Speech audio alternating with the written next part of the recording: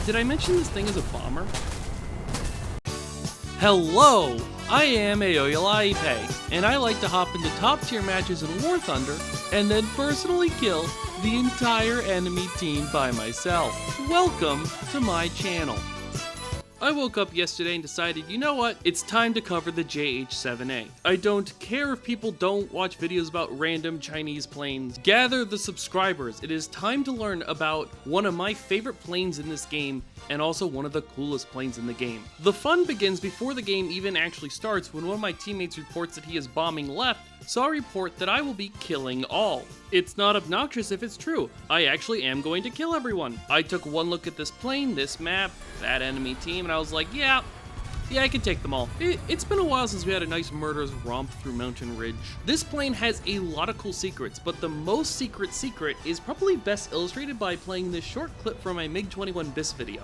So with the MiG-21 BIS variants in particular, the missiles on this plane are packed very close together, but into two different groups that are, in turn, very far apart. The R-60M, this plane's main armament, can pull right after launch, but not crazy well. It takes a while for the missile to speed up. The separation between these two groups of missiles is so large that if you're firing in a head-on or from the side at a target less than 2 kilometers away, it actually matters which wing your missile comes off, and it matters quite a bit.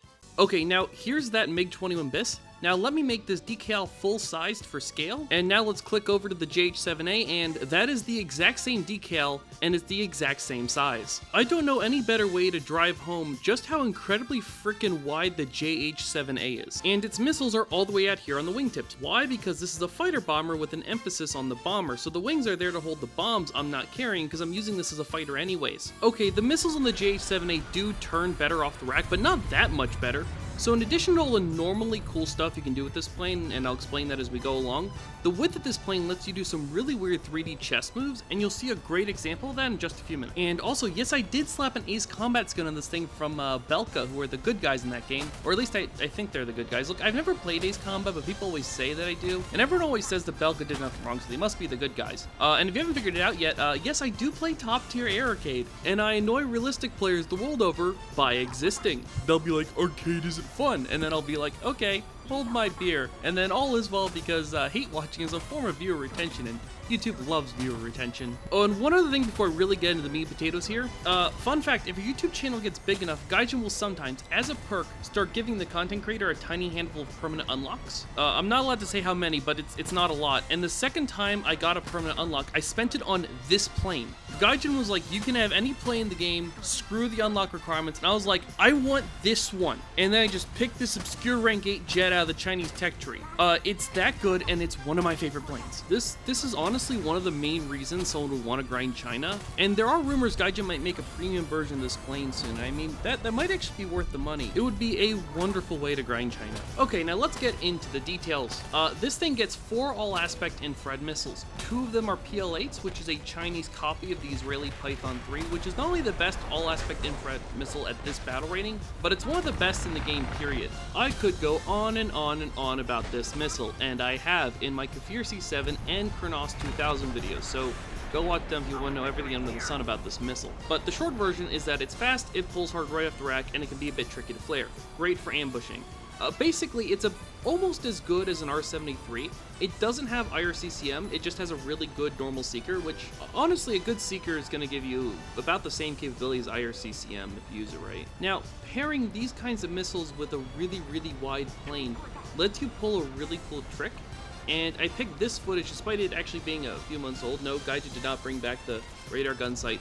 And because it has the clearest example possible of this. In the meantime, let's go over the flight performance. The JH-7A is one of those planes that has good speed, good turning, and great energy retention, especially for this battle rating, sort of the jack of all trades. And that is an amazing combination if you know how to exploit it, because it buys you a ton of options for very little risk. Now, of course, it gets, complicated in real life, but, in nutshell, in theory, you want to use your maneuverability to attack targets, but not to fight them. So it costs you very little energy to line up attack on basically anyone you want, and that means you maintain enough energy to slip away back into the shadows if you miss when you attack. So this thing is the ambusher from hell. It can be incredibly slippery in general.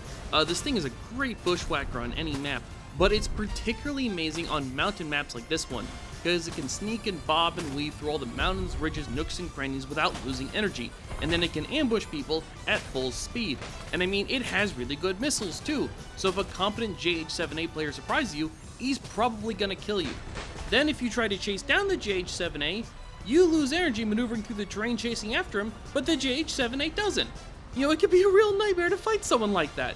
And if you learn how to outrun turns and sprinkle all the standard AoE IP mount ambush tactics, oh my god, this thing's a nightmare. And I mean, if you just want to play like a complete bastard in this game who avoids fair fights, I mean, go get this plane and have fun. I mean, I am one of those people, so then I got this plane and now I'm having fun. And a bonus to all this is that no one has ever heard of the JH-7A, right? So they haven't learned to fear it. No one really expects their whole team to just get bushwhacked by a random Chinese fighter bomber.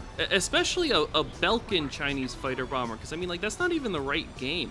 Also, if you're new here, this map, Mountain Ridge, is basically the Operation Lockers of War Thunder, but only arcade players get to play it because arcade gets way cooler maps than realistic. So yeah, when I went to the statistics page and saw the enemy team at the start, I was like, weak down tier on the most mountainous map of the game. Yeah, I can kill all of them. And if you're like, but Aoyolipe, how is that fair? I mean, it's not. There's 12 of them and they respawn. I'm heavily outnumbered. But some of them are in props. Yeah, they're in props now, but that's only because I shot down all their jets, right? So anyways, a random F8 player has grown tired of my endless killing spree and has decided to try to stop me, and he's managed to figure out where I'm hiding and attempt to counter ambush, and it sort of worked. He managed to sneak within missile range of me, and this is where I pull an elaborate trick. He comes after me when my missiles are reloading, so this gives me plenty of time to pull a long con. I mean, this was going to be downtimes anyways. Might as well spend it setting up a perfect trap, right? So first things first, I'm going to jump from ridge to ridge, dropping countermeasures while I'm out in the open.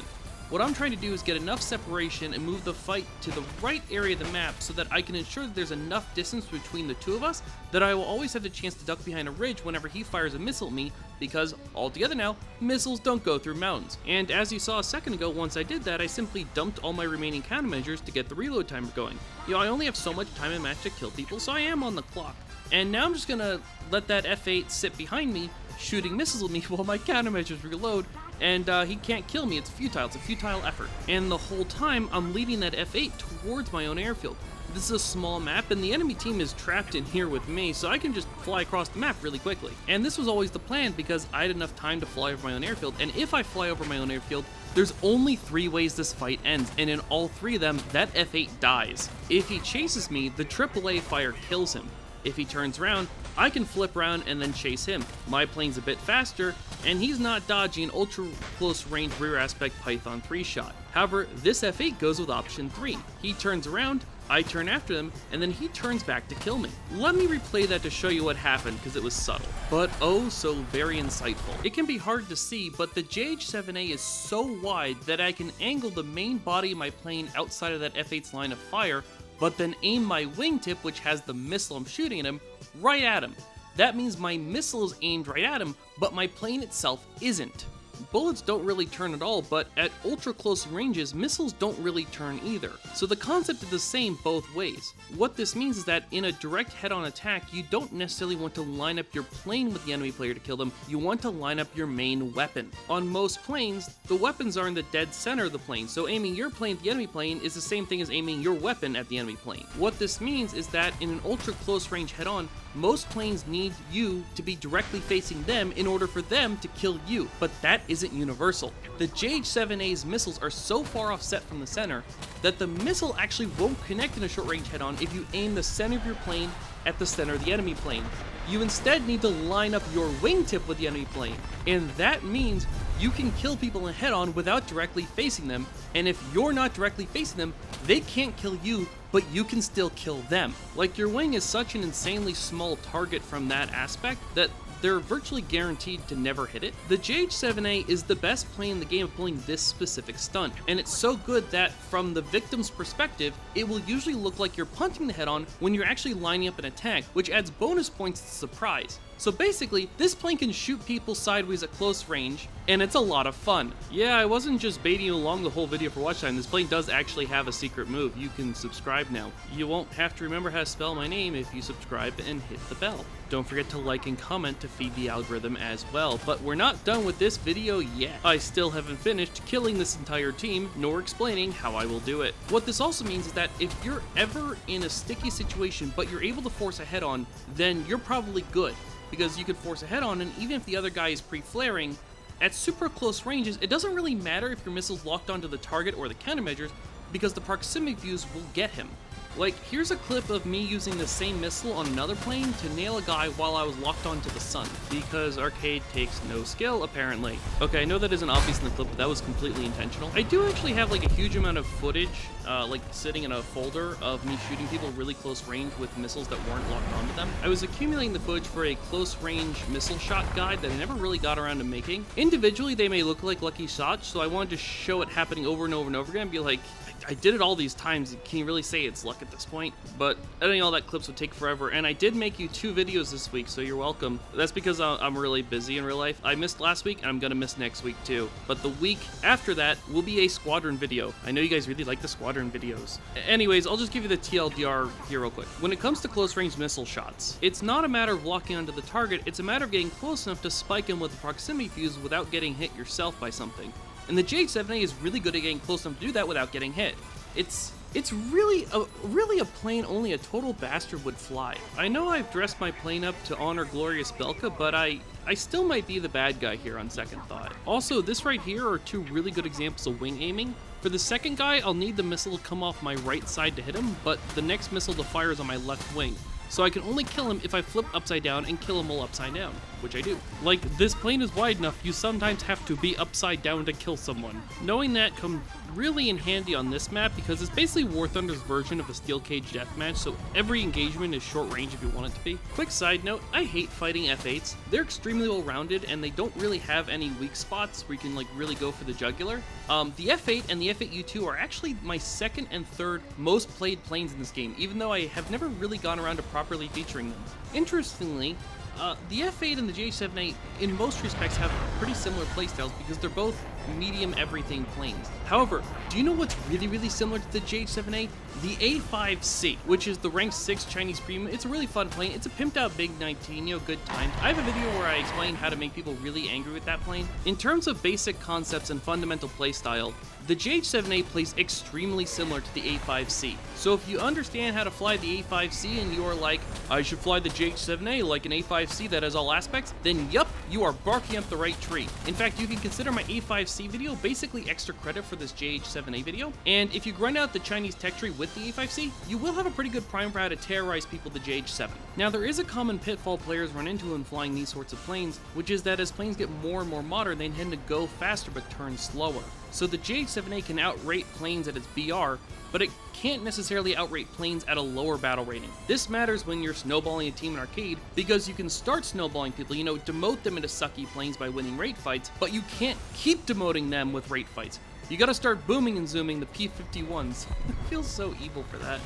Also, notice how I aimed my wing at him too. That's how I'm like doing all head-ons in this match. Arcade is sort of built around the assumption that, everyone will at least die a little bit. So if you manage to kill tons of people without dying, you can wind up breaking the game and becoming just hilariously overpowered by the end. And the people who claim that isn't fun are just lying to themselves. Anyways, I'm rushing to try and make this a 20 kill game. I'm sitting at 19. I want 20 kills because that looks good in the thumbnail and the intro reel, and somehow 20 kill games have become the standard for my goddamn channel. And kill number 20 is an overtime kill, so whether or not that counts is up to you. Anyways, that's that team dead. Don't forget to like and comment to feed the algorithm, and subscribe and ring the bell so you don't have to remember how to spell Pay next time you want to watch one of my videos.